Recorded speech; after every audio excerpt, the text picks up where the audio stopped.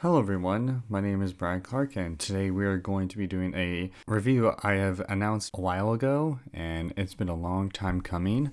I'm going to be reviewing today The 35-Year Promise. This movie was directed by Renpei Sakamoto, a Japanese director and writer whose credits I cannot get into, but his body of work is pretty big. Essentially, this movie is said to be based on a true story. I don't know how true it is though. So essentially, this is a love story between Tamotsu and Kyoko. Tamotsu, in the beginning of this movie, wants to write a love letter to his wife, Kyoko, who he met many years ago.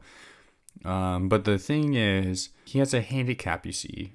Not a mental disability, but he cannot read or write, as he was never really taught properly, as he grew up in post-war Japan, and he had to leave school to help out his family. So he never gained the ability, but he becomes a helping hand at a sushi bar, and he meets Kyoko.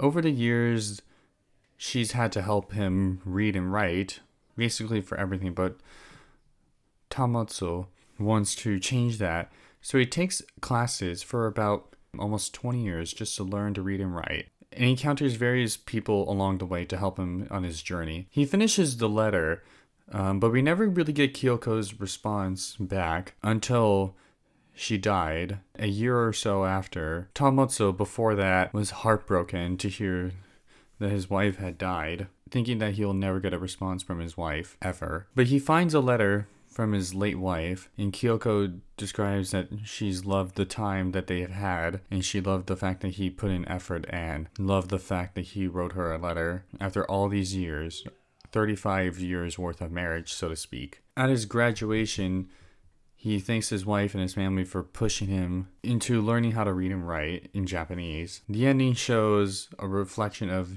young Tamotsu and young Kyoko, along with his wife, just sitting on a bench that they have sat at many a times in the past. This movie, I think in terms of the cinematography, it does its part very well. It's pretty decent, I would say, but what really sold me on this was the story aspect of it. It felt like a very interesting, compelling drama narrative, and the tension of Tamotsu learning how to read and write. You really are emotionally compelled for him to complete the task. So when Kyoko dies, you don't know the response, you're just as heartbroken as he is. Like, you'll never get closure in terms of that. The performances were really good. I really like Tamotsu's actors. Both the actor who played himself when he was younger was really good, and you could really feel the emotional heartbreak in him, thinking that Kyoko wouldn't love him because he couldn't read and write, and he had hidden it for such a while. But she is forgiving of him and very patient with him, and shows him grace and helps him out along the way.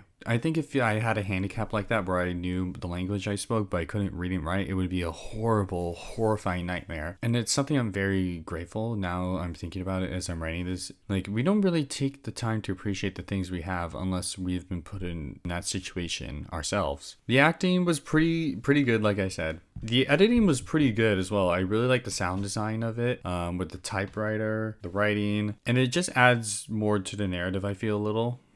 Especially with the typewriter, because Kyoko's she's an assistant and she knows how to write, but also the writing, and it definitely added to the narrative. The music score is really beautiful, and I think that this movie honestly is one of the most underrated movies I think of the year. As I'm looking at the IMDb, it's such a small cast that's listed publicly, and I think that this movie should have more fans attached to it. Like, some of the plot elements kind of felt like some anime, I guess. Like, it feels like an anime plot in some ways, not like in a disrespectful kind of way, but like the setup of it, which I think is very common with Japanese media, and I think that's very, very creative and very well compelling. And what would I rate this movie?